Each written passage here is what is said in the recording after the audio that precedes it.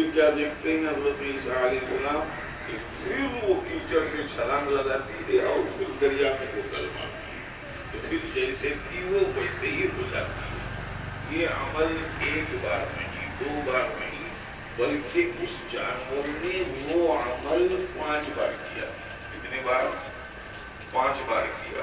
حضرت عیسیٰ علیہ السلام کو بڑا تعجب ہوا کہ یہ کیا معاملہ ہے، چھلانگ لگاتی ہے پھر کیچڑ میں ہوتا لگاتی ہے پھر دریا میں آتی ہے، یہ معاملہ کیا ہے؟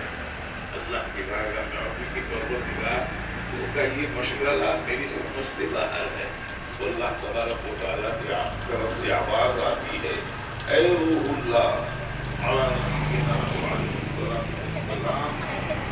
یہ جانور کی اس بھید سے تم کو تعجب ہو رہا ہے؟ حضرت جبرائیل علیہ السلام فوراً تشریف لائے اور آپ کو متعجب دیکھ کر فرمایا کہ دریا کی یہ مچھلی، یہ جانور جو آپ کو دکھایا گیا، یہ محمد صلی اللہ علیہ وسلم کے امتیوں کی نمازوں کی مثال ہے۔ کیا فرمایا؟ یہ ان کے امت جو آنے والی ان کی امت ہے، ان کے نمازوں کی مثال ہے۔ اور یہ کیچڑ جو ہے یہ آپ کو اس لیے دکھایا گیا، یہ جو غوطہ لگا رہی تھی کیچڑ میں آ رہی تھی، تو معلوم ہے وہ کیچڑ کیا ہے؟ وہ کیچڑ اس امت کی گناہ ہے۔ کیا ہے؟ وہ گناہ ہے اور گناہوں کی مثال ہے، اور دریا ان کی نمازوں کی مثال ہے۔ یہ کیچڑ میں لوٹنا ان کے گناہ کرنے کی مثال ہے۔ بس جس طرح یہ جانور کیچڑ میں لوٹا اور نہا کر پاک و صاف ہو گیا، اسی طرح امت محمدیہ صلی اللہ علیہ وسلم کے گنہگار ان 5 نمازوں کے سبب اپنے گناہوں سے پاک و صاف ہو جائیں گے۔ سبحان اللہ، یہ ہے نماز کی برکت۔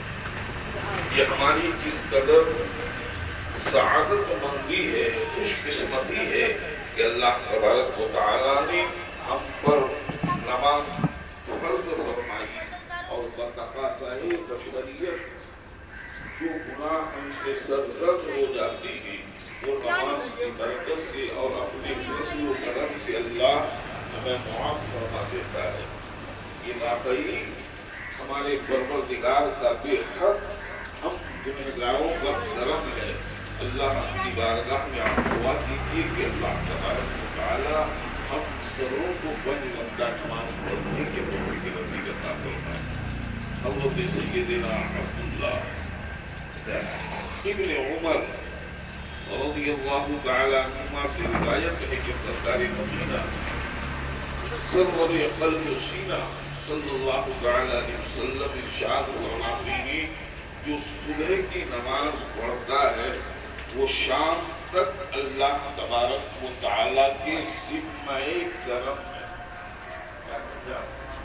فجر کی نماز اکثر تو بندی وہاں کو چھوڑ دیتے ہیں، پھر کہتے ہیں میں یہ پریشانی میں ہوں، وہ پریشانی میں ہوں، کاروبار میں کیا کاروبار نہیں چلا،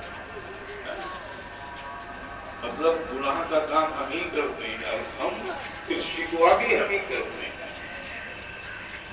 اور کہ جو شخص فجر کی نماز پڑھے شام تک وہ اللہ کے ذمے میں، جو بندہ اللہ کے ذمہ میں ہو، کیا اس بندے کو کوئی نقصان پہنچا سکتا ہے؟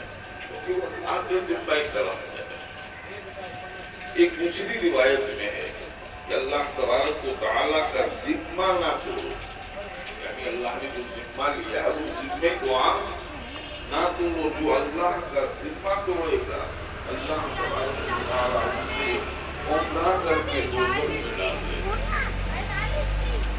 جو اسلامی بھائی فجر کی نماز ادا کرنے کے لیے ادا کرنے کی سعادت حاصل کرنے مسجد میں حاضر ہوتا ہے، اس کے ساتھ ایمان کا جھنڈا ہوتا ہے، ایمان کا جھنڈا ہوتا ہے۔ اور جو کم نصیب بغیر نماز فجر ادا کیے بازار ہو جاتا ہے، شیطان بھی اس کے ساتھ ہو جاتا ہے۔ وقت کی نماز ادا کیا ہے اتنی بے حسی کیوں آئی؟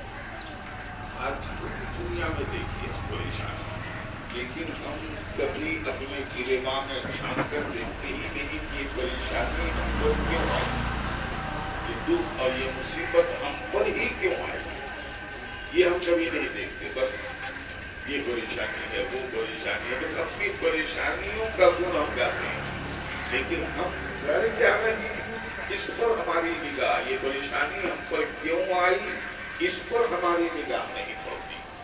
حضرت سیدنا سلمان فارسی رضی اللہ تعالیٰ عنہ سے روایت ہے کہ تاجدار مدینہ صلی اللہ تعالیٰ علیہ وسلم نے ارشاد فرمایا کہ جو صبح کی نماز کو گیا ایمان کے جھنڈے کے ساتھ گیا، اور جو صبح بازار کو گیا بغیر نماز پڑھے ابلیس کے ساتھ گیا۔ جو کوئی خوش نصیب اسلامی بھائی فجر کی نماز با جماعت ادا کرنے کی سعادت حاصل کرتا ہے تو دیگر فضائل کے ساتھ ساتھ یہ بھی فضیلت حاصل ہوتی ہے کہ وہ سوئے رہنے کے باوجود اسے ساری رات عبادت کا ثواب ملتا ہے۔ حضرت سیدنا عثمان غنی رضی اللہ تعالی عنہ سے موقوفاً روایت ہے کہ جو نماز صبح کے لیے طالب ثواب ہو کر حاضر ہوا گویا اس نے تمام رات قیام کیا، اور جو نماز عشاء کے لیے حاضر ہوا گویا اس نے آدھی رات قیام کیا۔ جو کوئی خوش نصیب اسلامی بھائی فجر و عشاء کی نماز مسلسل 40 روز تک با جماعت ادا کرتا ہے وہ جہنم اور منافقت کی مصیبت سے آزاد ہو جاتا ہے۔ ان نمازیں عشاء اور فجر با جماعت، جیسا کہ حضرت سیدنا انس رضی اللہ تعالی عنہ سے روایت ہے کہ سرکار مدینہ صلی اللہ تعالی علیہ وسلم نے ارشاد فرمایا کہ جس نے 40 دن فجر و عشاء با جماعت ادا کی اس کو اللہ تبارک و تعالیٰ